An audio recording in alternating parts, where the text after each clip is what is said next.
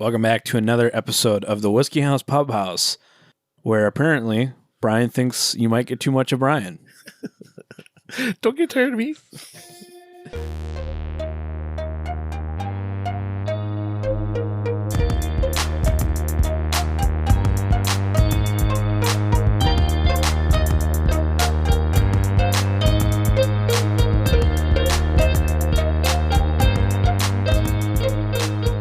So, the last episode, Brian, you were on, and obviously you're on this one. We're still short, Zach and Carter. It's like this is the same recording session. I'm so sad and depressed at Zach and Carter. I mean, I like you, but I like them too. You know, you guys are you're just like, it's the camaraderie. Though, if you guys were together, I think I'd be lost in the conversation because you guys are the young people and I'm the old guy and I'm not hip with all the new stuff and all the, you know, my childhood is the 70s, 80s, maybe. Your guys' were what 2000s? Late 90s. 10s. Oh, you were 90s? Oh, okay. Yeah, Never mind. 90s. Okay. Maybe you're older than I remember. Anyways, what's going on? Yeah, anyways. How's it going? How's it going out there, podcast people? The new week, new day. Same one for us. But last episode, just to recap, we talked about your horse story. We talked about the Abelor 16, and then we got into some little bit of news on Tattersall and talked about Penelope. So I think today we're going to be doing a little bit more new stuff. And yeah, I think the first thing we should do is we should probably sip on something while we'll talk about it. Yeah, let's start off with the drink because that was the mistake last time. It took us 22 minutes to get to the other one. And it also helps loosen up those thoughts. Yeah, it does. Thoughts. So what do they call that? Social lubricant. Yeah, podcast lubricant. We need some podcast lubricant. A podcast solely based off of lubricant. We need to be able to discuss this. Oh, and we're going to try something I kind of excited to try. Yeah, so you were talking about Michters a little bit before we started recording. I told you to shut up. Yeah. Content. Like, stop asking me questions. Dude. So there's a little bit of a story on this one, actually. So I guess that's another theme we have today is another story. Tell us, Father. Right, tell us a tale. What we'll do Please is we'll regale us with a story, Father. Cork pop. That was a long time coming. You know, I can do my own cork pop. Yeah. I do it to all the little children. I press their noses and make that noise. Anyways, that doesn't sound very. No, don't give me a new glass. Oh, you want to? Okay. Yeah, don't sully up. All right. That is an exclusive glass for another whiskey I was drinking on a different show. That was a different week. This is my Treaty Hill Ghost Hill glass. So this is what we're having today is the Michter's Toasted Barrel Finish Sour Mash whiskey. Ooh, and when you say toasted, yeah, you smell it. I'm giving it a sniffy sniff. See, it smells mapley. You guys got it when you do this. Because when you taste, you always go. So when you do the sniffy sniff, you got to put your nose up to the mic. So we know you guys are doing it. Does you get maple on the nose? Yeah, maple. Yep. But I do taste the smell like just toast, like cinnamon, like cinnamon toast with butter. Yeah, that smells really good. So this is a limited release, I think. Is it? Yeah, this is the 2022. So they're never going to make this batch again. Is that what the idea is? This specific batch, yes. That's kind of sad. I mean, there's going to be this whiskey again. Yeah, I know. But this is like batch 2G something. Okay, you know, I see what you're saying. But the last time it released this, I think, was 2019, and then it went a little bit without having. Okay. But notice that it's a sour mash Kentucky whiskey. Okay. So it's not a bourbon. This doesn't have enough corn or rye to be one or the other. Okay. So it's designated as a whiskey. So what does it mean, sour mash? That is essentially the process they make beer. Oh, which I think you and I talked about this a couple days ago off air. I'm like, this sounds so familiar. Yeah.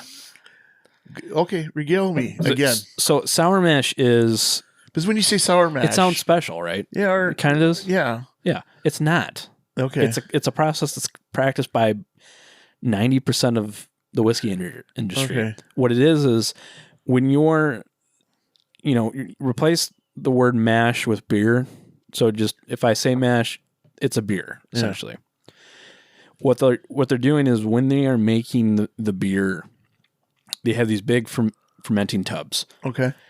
Where they're putting their corn, rye, their mash bill, and they're adding the water. And then what they'll do is they'll add yeast to that concoction. And usually what you'll do is you'll have a certain amount of malted barley. And the malted barley is like a simple sugar to the yeast, where they can break that down a lot easier than the corns and the rye, because those have they're more complex of a sugar. And I'm not a chemist, but what they're doing with the barley is kind of kickstarting it and waking them up. And what they'll do is they'll start converting all of those complex sugars into alcohol. So the yeast will eat it, and the byproduct from the yeast is carbon dioxide and alcohol. Right. And that's how you get beer. Right. Now, the sour mash portion is what they'll do is after a couple days, and when they get the alcohol content that they want from that, they'll transport it and move it towards the next step, which would be distillation. Now, when they're getting ready to make the next fermentation batch, there's two ways you can go about this. You can just take all of it and put it towards the still to make the first run of alcohol. And then you just start a new complete batch over. That's one way. That's called sweet mash. The sour mash process is when you take a portion of one beer and use it to help along the next one. Okay. So you're just reintroducing it into the previous step. You're taking offset and adding it to that new batch. And what that does is it helps along that initial first couple steps to get fermentation going again. You're introducing live culture into that new batch. Yeah. And it also helps with flavor consistency, which is why it's done by most of the industry. It's a consistency thing. Yeah, just logically, if you think about it, that makes sense. Mm-hmm. So there's a couple people that are doing the sweet mash process, like Pureless is one of them. And what that does is it can expose the beer to coming in contact more easily with outside yeast or bacteria. So it leaves it more exposed to influences, which is most of the time now in the modern day a choice to help contribute to a flavor and make it more unique or something. Right. And sour mash is just for consistency. Right. So it's a little weird sometimes when you see it advertised, because while it is an actual thing and it does matter, it's practiced by most people. And so it's not an aspect to cause But do they do that with their other bottles? So I just finished one of theirs off. I can't remember which one it is. So I think the reason why sour mash is probably advertised more on this one is because it's just a whiskey. Okay. It's way to distinguish this one apart. Okay. Because they have a bourbon. Well, it's a bourbon. Okay. And they have a rye, which is distinguished as rye. This one, whiskey, I think they're just choosing to highlight that because they can highlight that instead of it just being a regular whiskey. Yeah, let me see the bottle. Because now I got a lot of questions. Because it says toasted. Yep. Aren't all barrels toasted? They're all charred. So, and there's 3 different degrees of char. Well, no, there's 5. Oh, 5? Okay. But so what is the most common? So what does toasted mean? Well, think it's baking. It's the difference between baking something and exposing it to open flame. Okay. So charring, think about open flame. So they have like something red hot. Well, just like open flame. It's just open flame. Okay. Yeah. So but they're not turning it black or... No, it would be. Would it? Yeah, char. black char. They're turning into charcoal. Toasted barrel finish. Which the purpose of charring the inside of a barrel is it's acting as a filter. So that barrier between the whiskey and the wood, when, there's cycles, when it gets hot, the whiskey goes into the wood while it's passing through that level of charcoal, and it helps to filter that out. Yeah. Tennessee whiskey is charcoal filtered. That's the highlight of that. Right. Well, any barrel that's charred, depending on its level, actually has a built-in charcoal filtration in it. So when it gets hot, it goes into it, and when it gets cold, it contracts back, and it pushes it back into the center of that barrel. Yeah. That's why Texas whiskey is so prominent and distinct, is because that happens a lot. Yeah. Whereas Kentucky's is a more mellow climate compared. Well, charring does also, while the first layer is charcoal, it does, that heat breaks down and opens up different flavors to that wood. Yeah. Which you can get like vanilla, caramel. Yep. I think almond is it. And there are actual flavor charts, and you can look it up, like different temperatures at which certain flavors become prominent. Okay. And there's a YouTube channel from a guy from New Zealand. Jessy's his name, from I forget what his channel is called. Yeah, don't type whiskey because you'll get 1,000 channels. You know what? You should put it in your notes with the Instagram post you're going to make. Is it Still It? It might be Still It. Still It? Yeah, but you heard what I said, though. That's a listener's request, Dylan. Is it? To make Instagram posts for each podcast. Oh, yeah. That's so much work. I want you to do more work. Yeah. Well, no, Zach could do that. Or Carter could do that. They could. But then you could have a link. Oh, here's this. Well, no, Instagram doesn't work with links, so does it? Because if you if you put it in the comments, you have to put it in. Instagram wants you to stay on Instagram or go to Facebook. There's no easy way to do it. Never mind. But it is called Still It. Okay. And he actually has a really good video on it explaining it because it's easier to kind of picture. I'm glad you informed me of this. I'll put that on my list. Yeah, because in New Zealand it's legal to home distill. Yeah, but when you said New Zealand, that is the last thing. I'm like, oh yeah, I guess whiskey's universal, but New Zealand didn't come to my mind. I'm just like, oh, okay. But what he does is, you can do this at home. So does he show the process then? He shows the process, but when he does it, he's you can use your oven. So what? Yeah. But you're gonna break apart the barrel, right? Well, he's using miniature woods.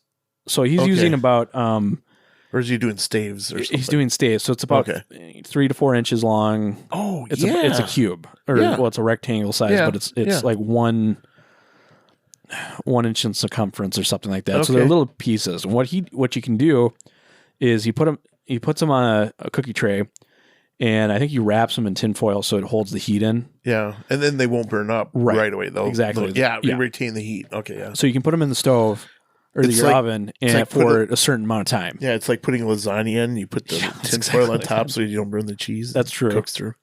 But now I'm hungry. And you can go off of, there's multiple charts, and you can just Google them. Yeah. And you can find out at what temperature you'll get certain flavor notes. And you can do it in your home with your oven. Yeah. And you'll get similar effects. And that's essentially what is happening in the inside of the barrel. Yeah. But it'll help introduce different flavors, and you can play with it from a 1 to a 5 char profile.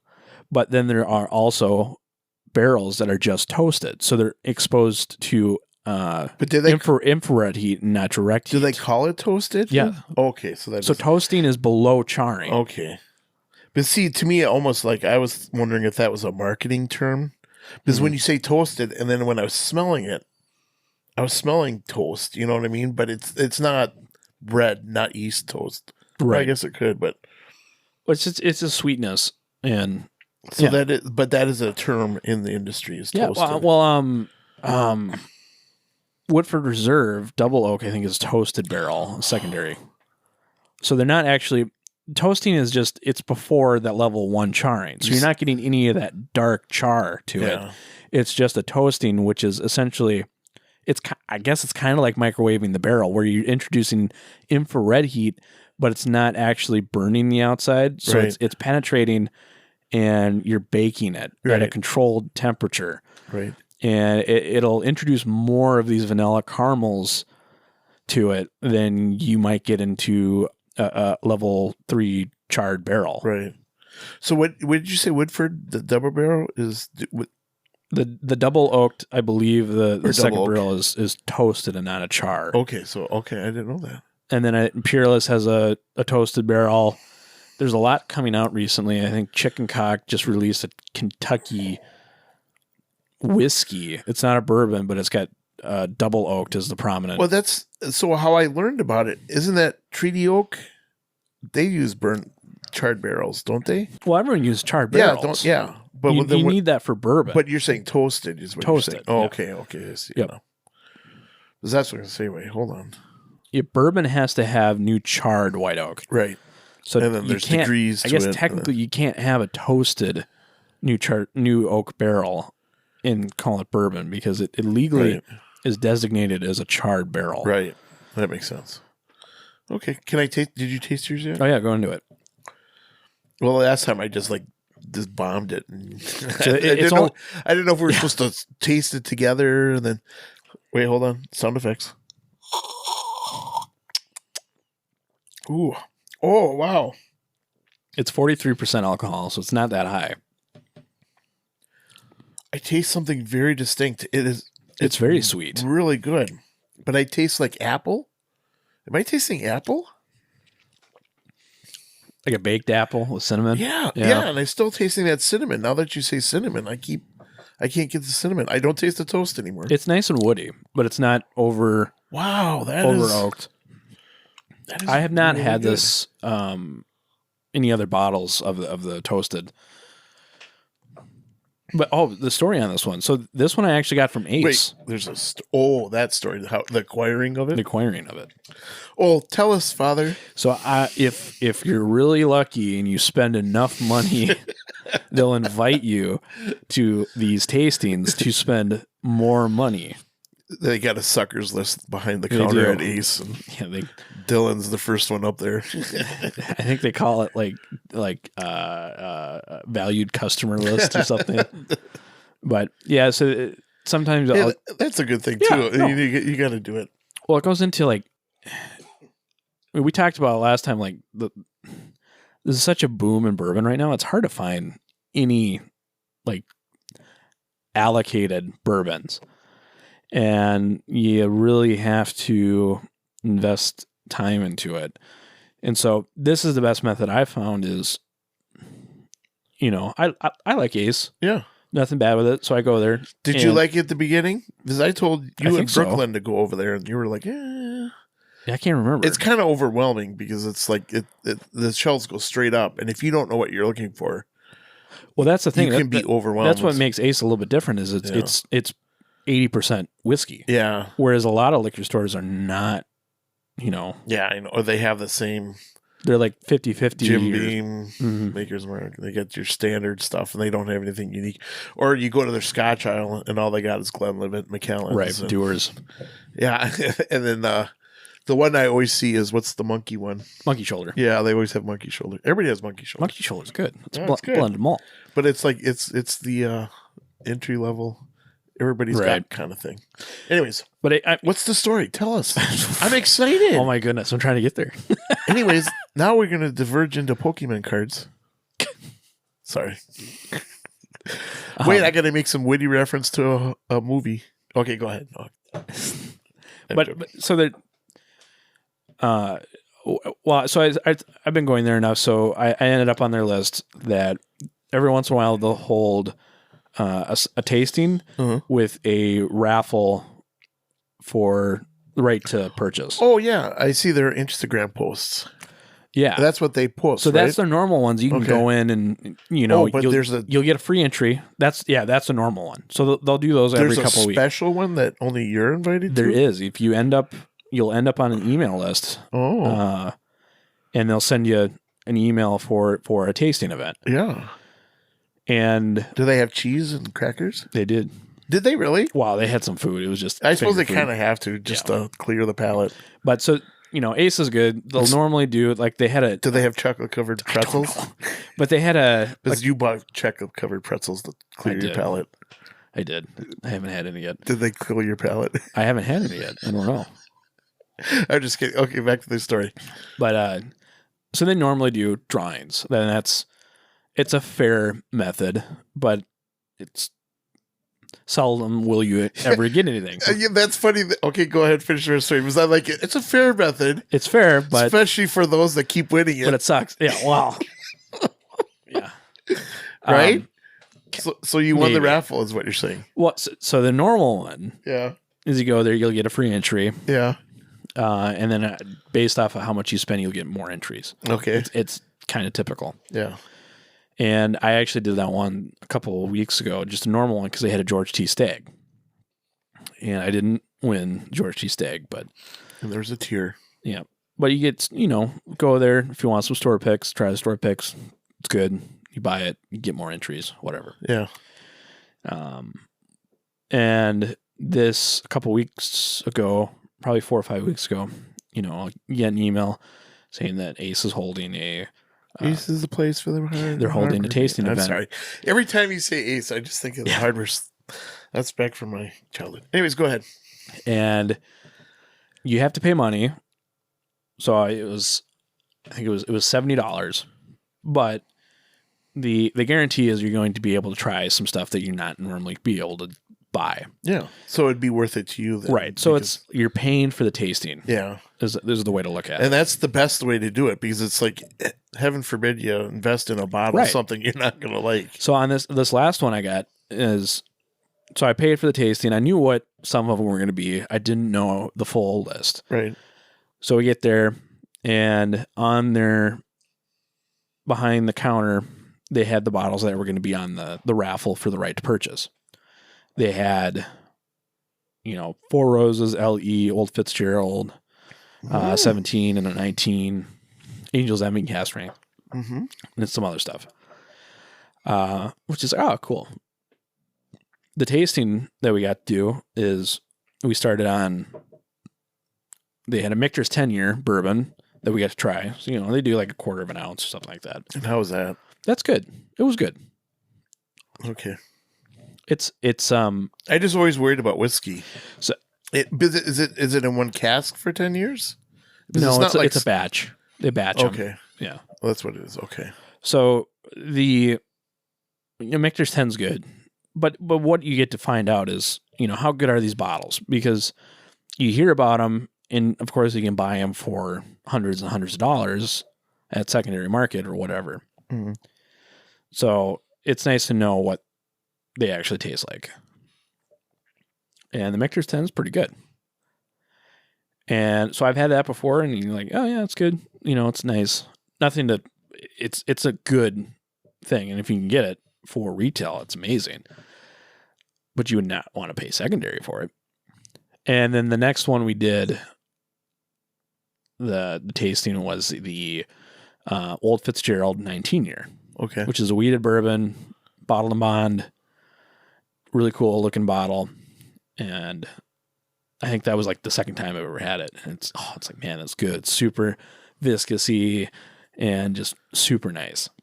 I don't think I've ever had Fitzgerald before. You don't see them. I mean, I've never seen them. And so like, oh man, it's like, that's a treat. It's really good. 19 years old, just super viscous, vanilla, whatever. And then the next one we did, we had a Heaven Hill 20-year-old corn whiskey at 115 proof. That was really good and a lot more complex than I was thinking. Have you ever had mellow corn? I don't think so. So mellow corn, bottle bond. I think you brought it over one time and I neglected to try I might have, yeah. I think I've seen the bottle. So this was a 20-year mellow corn, a cast strength. See, it's just so weird because I'm not when I buy whiskeys or bourbons or anything like that. I don't look for the age. I just look for the proof. So then when you say these numbers like that, I'm just like, so they do taste, because I know in Scotch, the numbers do increase the value and the taste and all that stuff. But I just don't know about whiskeys. That's why a number doesn't mean everything. I mean, if it's 4 years or under, then you want to do research on that and make sure it doesn't taste. Well, because the one guy that I don't know if it was on YouTube or I don't know if it was on one of my tours that I went on, was saying that, if you leave whiskey in the barrel too long, right, then it not necessarily get burned, but it just won't taste right. So that's why. Yeah. So I already have a mental image in my mind that whiskeys or bourbons shouldn't be in a barrel that long. So that's when you say like 10-year. Well, that definitely happens. But you said it was still good though. Right. Yeah. Yeah. Well, and it all depends on a lot of things. Yeah. That's why this tasting like these are nice, because you get to try it without putting that $300 down. Now, when you said Heaven Hill, that's the brand is Heaven Hill? Well, that was the brand and the distillery. So these because I knew it was a distillery, but I didn't know they had their own name. I think they released this new line last year, and it's Heavenly Hill. Heaven Hill. Heaven Hill. I mean, and they did a. I guess I didn't know that. They did a 17-year bourbon cask strength, because they released this line to, I think, compete more with the luxury bourbons. And this year was a 20-year corn whiskey, and it was a little bit spicy but super sweet, convection and sugar.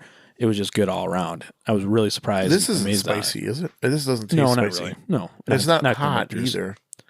And then the last thing that we had was like the cherry on top. It was the Parker's Heritage double oaked from last year, which was super good. It was like 130 proof and just lights out. Super good. Yeah. And they had one of those bottles for sale on the drawing. So after we tried all those, we did the drawing. And what they do is there's about 50 people, and they have enough bottles for about a third. Are there 50 people in that store? Yeah. Oh, my word. Yep. Really? Yep. So they for those that haven't been there, that store it's not big. It's not a big store. No. That's why a lot of their storage is vertical. Yep. So I'm like, wow, that's a lot of people. Yeah. So that's a lot of body odor. Yeah, it is. But you got to make sure you wear your antiperspirant for that one. They sold 50 tickets. Yeah. Yeah. And so you have about a third of a chance. Yeah. To get something. And how many bottles are they giving away? Just the one, or just a choice of two? There's multiple choices. They had one. So they're going to give away how many bottles though total? Probably teens, 15. Oh, okay. Whatever that. But that a third increases of 50. your chances of being able to obtain one. Right. So what they do is they randomly selected numbers, which were associated with the people's names, and if you get drawn first, then you get first pick. Okay. And then it just gets whittled down from there. Yeah. And so it's like a draft lot, right? Yeah, exactly. You get the best player, and the number one, and at the last time, and if you're the Timberwolves, you get number 15. So the last time I did this was back in January, and I ended up getting second to last pick between the Michter's Cast Strength Rye and I think an Elmer T. Lee. And that's still a really good pick. No, though. it is. It is. And I picked the Michter's Cast Strength Rye. Okay. Because I've had the Elmer T. Lee. I know it's harder to find technically, but I don't really like it. Oh, okay. So I always want to try the Cast Strength Rye and Michter, so I got that, and I was happy I picked that. Yeah. So that was the last time, second to last pick. Then on this drawing, people got called. The 20-year corn whiskey from Heaven Hill got picked up, and I'm like, dang it. Of course, I'm not going to get. I'm probably not going to. If I did win, I'm not going to get that high. So I'm like, I didn't feel bad at this point, but I was kind of hoping for maybe get a Four Roses or something.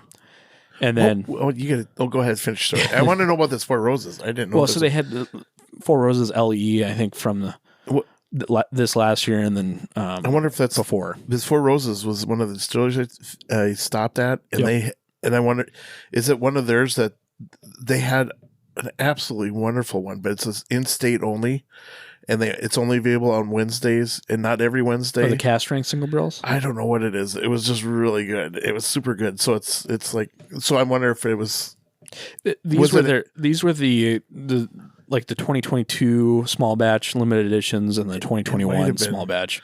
There's just so many names that I gotta remember, and I don't remember them. So then I'm like, all I know is it was really good, but it was like, in order to buy it, you had to buy it directly from the distillery, and it was available on Wednesdays, and not every Wednesday. So it's like, but yeah, that would still intrigue me though. Well, and that's why I wanted to get it, because I have not had any of the like special editions Four Roses. So that, or maybe, the old Fitzgerald. But so anyways, it's like it's getting picked through, stuff's going. And then it gets down. I'm like, I'm not gonna win this. Like I won last time. Like what are you? I like that positive outlook. Yeah. Well, I'll just start low. I'm a loser. If you start on the floor, you won't be disappointed. Oh, great! I'll get the corn mellow. Yeah. And then my number gets called and then it gets drawn. It's like, oh sweet. And I got. Did you jump up and down? I was excited. You did like a little. Start dancing. Dylan dancing. I concealed my excitement. Dancing in the streets. Very nicely dressed.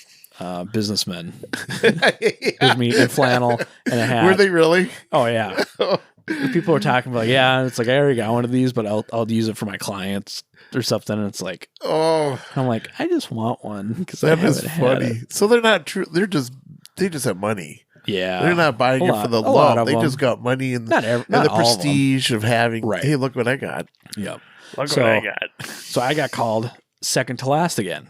Okay. So I only had to pick between two bottles, which is exactly what happened last time. Oh, see, I thought you were higher. Okay. No. Okay. But, it's still only a 33% chance. Yep. But I've gotten it twice now. I'm like, sweet. So it was a choice between this Michter's Toasted Barrel or the Elijah Craig 18. I really want Elijah Craig 18, but I picked the Michter's because the Elijah Craig 18 is a little bit easier to find. And it's not actually that expensive on secondary. Comparatively. Okay. Are you sure? Well, yeah. I think MSR is on 150, and sometimes you can get them for like 190. Yeah. Some places. Except right after you got this one, also everything shot through the roof. Right. And then they become scarce. Yeah. Yeah. So I picked this one because I've seen less of them. And yeah.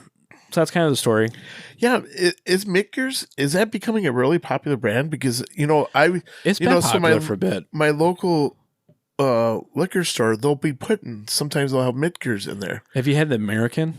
Yeah, that's what I just finished. Good. That's the one I just finished, and that's my favorite one that I like. I think that's my favorite regular one. But it's like I didn't realize it was becoming. And then I saw some other accounts that I follow on Instagram under my Super Eddie Whiskey account. If anybody wants to follow, that it seems they were saying that that's a harder bottle to get, or that it was like, look, they'll go they'll take pictures of like, oh, look what I found, and I'm like, what? It is. I mean, they've done a really good job at promoting it. Okay. And we were talking before. I think I haven't been to the distillery. I think we're supposed to go down in September. And I do want to stop there. Yeah, I was trying to hop a ride with you guys, but so that's my story on the Michter's. Yeah, the Michter. When we went there, it's in Louisville, and they bought the Louisville, and they Louisville. That is a really neat town, and I kind of wish I spent a little bit more time there. But when you want to see the world, it's hard to stay in one place. But I just remember Michter's was in the looked like a neat. Was it the original building? I think it was, but then. They said something about they were trying to acquire the actual. Well, because there was there's a distillery in. I don't know if the stills found their way. I think up to Pennsylvania or around that area. The original one that was the original ones, and they were being used by another distillery, and they actually were contacted by what Michter's is now, the company, and. I'd imagine the check must have been big enough to warrant returning those stills and selling them back. But I just like that because they're just really kind of recapture that history and the originality. I think they're doing it right, and I think that's why they've been so successful. Though I was surprised when I first started liking it, I didn't realize it was what's the Indiana company? Oh no, it's not MGP. Wasn't it? But did they start out somebody else making it for them? Well, so a lot. Apparently, they are making their own stuff now, but they have not released any of their own product. But originally, somebody else was producing it. It's wasn't undisclosed. Oh, okay. There's rumors that it's Brown Foreman, Okay. but nobody knows for sure. Yeah. I've also heard rumors that it could be some of it's Heaven Hill. It seems like it's probably a mix of a few different distilleries. And I don't know why it's such a hang up for me, because it's like I feel like I'm not getting something authentic, or I'm getting something manufactured. Right. Like from I'm getting this, it looks like a very quaint little thing, but then you find out General Mills makes it, or or it's just some big craft conglomerate is just producing it out, Yeah. And then that kind of destroys the uniqueness of it, or how Right. You feel like you're losing that relationship, as I guess with any product you buy or eat, or sometimes you just don't want to be too commercial, and you want to be unique and say, oh, this is a really good brand, I like this brand, right? And then you find out it's just under this big umbrella of they're just doing marketing essentially, and I hate that part. But I still do like it, and I just finished I think it's my last bottle that I had, the American one. That was fantastic. So I guess it kind of took the shine off of it, but now when we went to visit and found out that they're restoring everything and they're going back to like the original ways and everything, I like that. It's a good story, and it makes me appreciate the brand. Yeah. No, I agree. I think for what they're doing and how they're doing it, it's the right way to go about it. What do you think about this one compared to the other ones? This one being limited. It is kind of expensive. I can't remember. That's why I'm trying to remember the other one, but I don't remember. When you say limited, I'm always freaked out, because there was a couple bottles of scotch that I bought, and they were just one runs. Yeah. And so they were really good, but it made me very sad when I finished them, because it was like, that's it. No more, So when you see limited bottle, it's like I'm almost sometimes scared of it, because right. I just want to be able to get it again, because it's so good, Well, we should move on. So let's do thoughts on this one. Okay, thoughts. And then we'll go to some news articles. Wait, and maybe we'll pour something else. What are thoughts? So this bottle was, I believe it's $110. Okay. So. Okay, bang on my price point. Bang on your price point. I think it's probably a little expensive. I don't know if I would purchase it again. Yeah. But I think for a one time, I'd be happy with it. It's good. Okay. What would your price be on it? If this was something that you could regularly get, how much would you spend though? I wouldn't mind $65-70 okay. if it was a little bit lower. Pretty significantly. Once you hit 100, I really start reeling myself back. I just, I don't want to go too cheap and say $30, but right, yeah. But I mean, I probably would be willing to be a player at $60 or $70. I think I agree. And now I'm getting a little bit more spice on the end. I like taking it and holding it in my mouth and letting it wash up against the top of my roof of my mouth. It kind of just tastes like cinnamon toast crunch and apple, like we said. Yeah, don't do that now. You're gonna make me.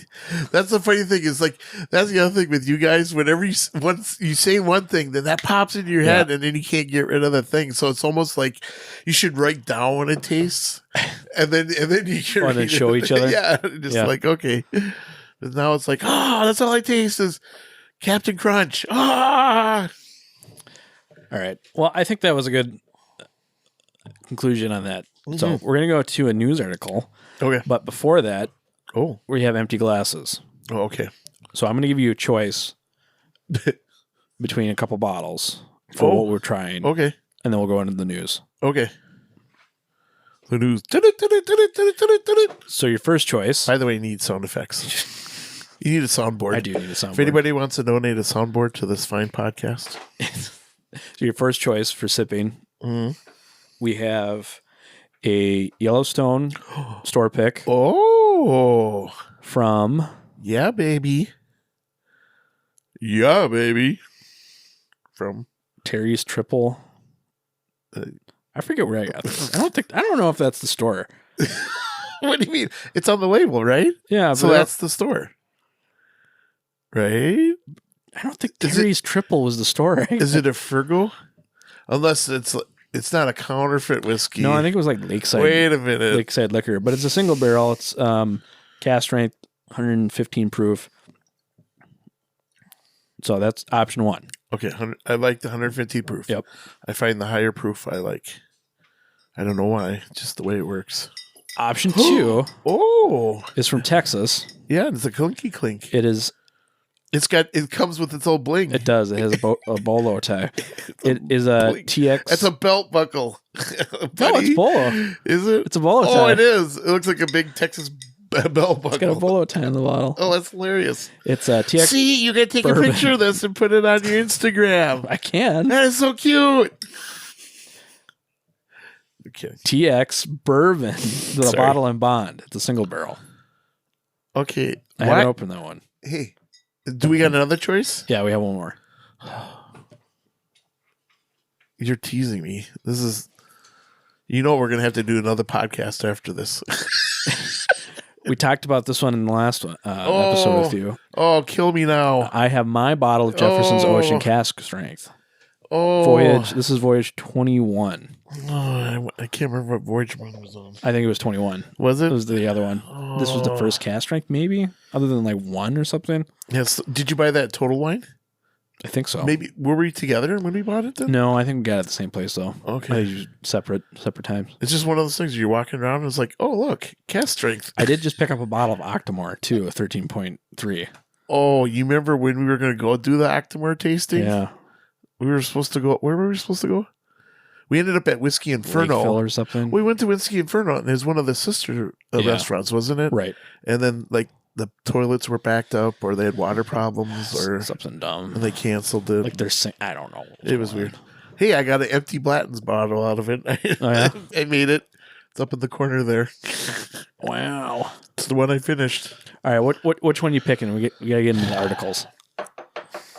Maybe we could do 2 if we drink it quick enough. Okay, well, let's do one for the podcast, and then after the podcast, we could do it. All right. Because I do want to try that cast strength, because I just want to see if it tastes the same. So I think it was in the past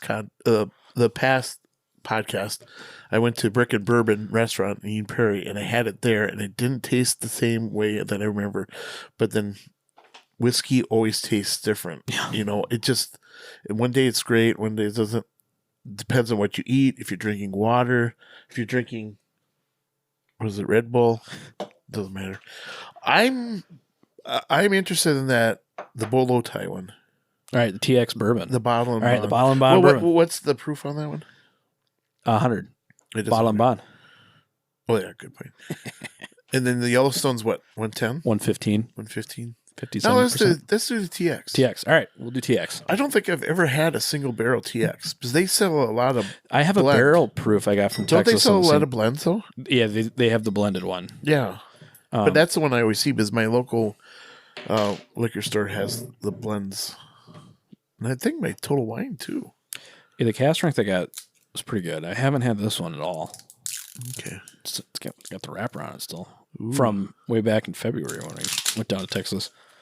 Oh, really? This is your Texas leftovers? Yep. So this is the Texas leftover cast. Oh, wait, hold on. Silence. Whoa. That was an excellent pop. Now he's pouring it. Glug, glug, glug, glug, glug, glug, glug, glug, glug. You want this glass? Yeah, give me the Vickery. All right. The Vickery? I think it's Vickery. Is it Vickery? It's a Duluth one. They make it excellent.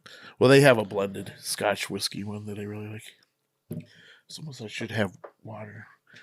Do you think could I wash my mouth out with the Red Bull and that would be okay? It's probably strong enough. I need chocolate covered pretzels to reset my mouth. Put the gold bolo tie back on. That is awesome. Just that in itself is such a marketing thing.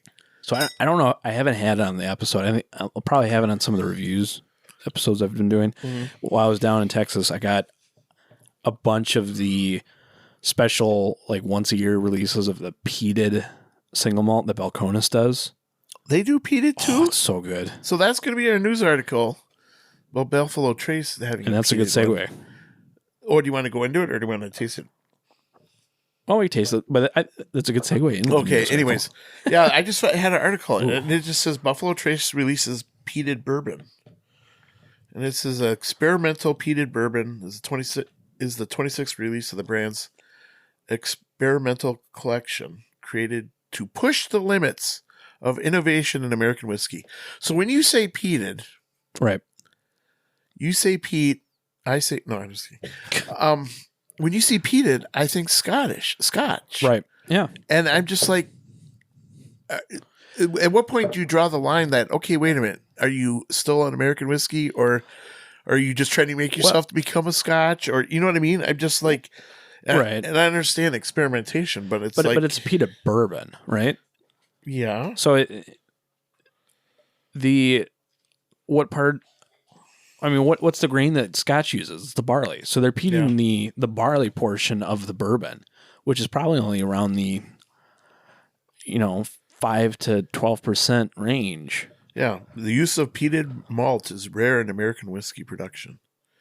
This one-of-a-kind bourbon uses smoke peated malt to add a hint of smoke to the rye mash bill.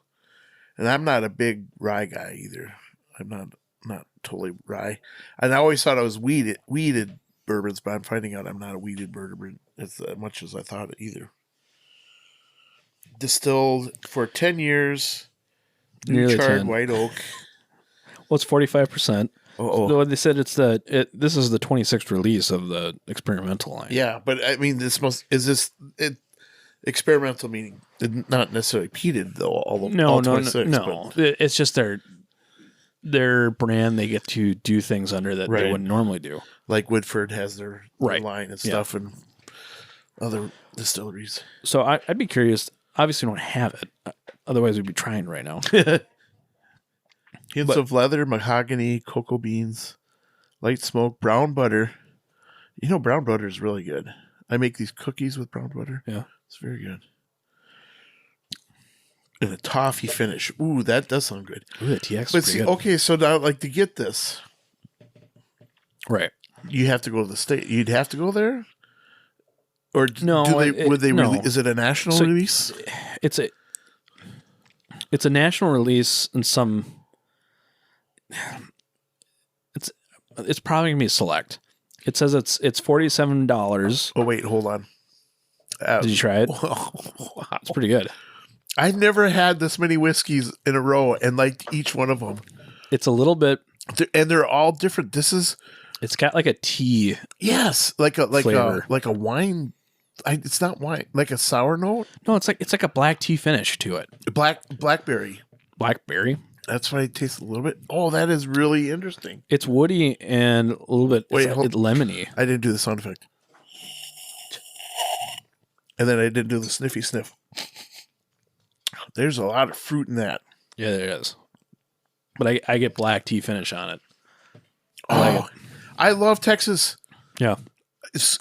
You know what? Forget Kentucky. Forget Tennessee. We just need Texas. We're going to Texas.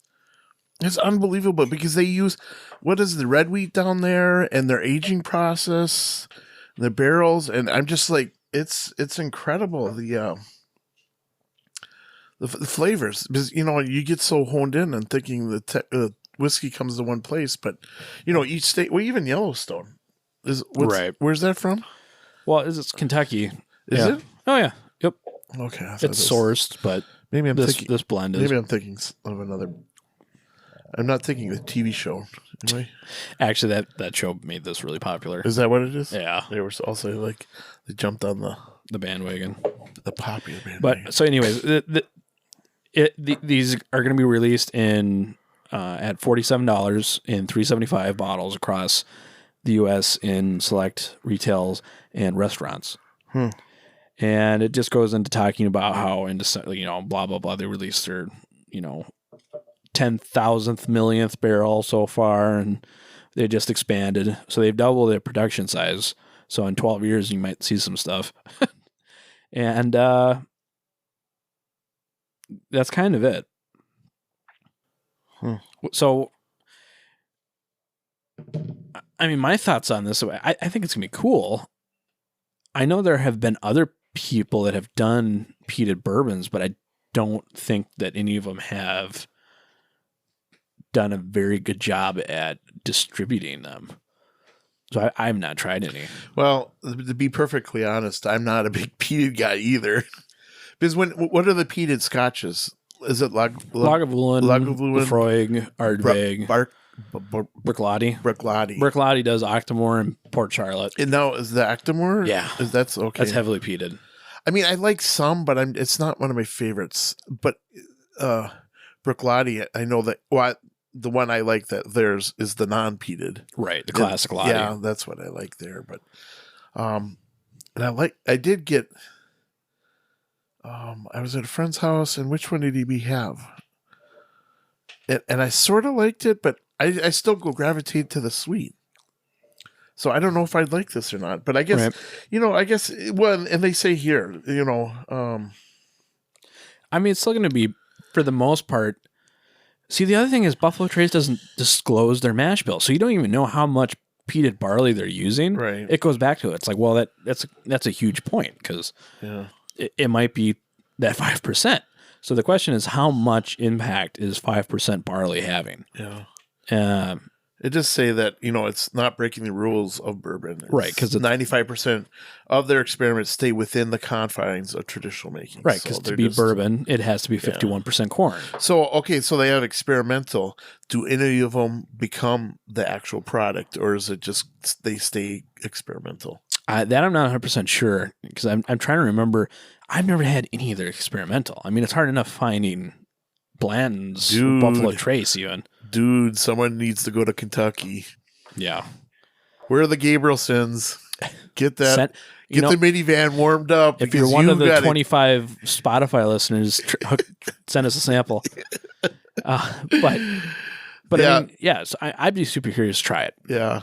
Well, yeah, I'd be willing to try it, but just, But I think as far as... And it says light smoke. Right. But as far as this becoming a permanent line, I don't think it's going to happen. Well, because they always, there's companies that will release something, and then if it becomes popular, then it becomes a stapler, a regular. Or if there's enough demand for it, then they change over. Yeah. But I know there's some Woodford stuff that I absolutely love, but it's still... There's some also duds that Woodford's had. Wow, the Woodford one, the 128 for the Master Collection. It's a 128, but every year the proof changes, but it was so good. But you can only buy it there and in only limited times, so it's kind of like... But their experiment, it keeps people employed, keeps their jobs exciting. So, I guess my final thoughts on the peated bourbon is it's a cool idea. Love to try it. Probably won't ever find it, and I don't think it'll become a mainstay. So it's just kind of fun. But that's it's good. They're trying stuff. Yeah. Let me know what your thoughts are, and let's talk about our last article before we. What's our last article? The liquor store. No, you'll know more about this than me. There it is. The retailer. Yeah, this is funny. It is kind of funny. I kind of surveyed it, but go ahead and you can do the outline if you want. It is incredible that in this day and age, all the suspicions and...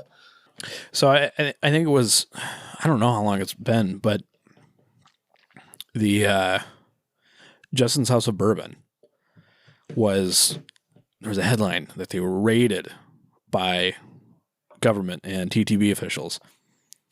And apparently just within the last couple days of recording, they have been cleared of the charges against them. They did have to pay 2 fines.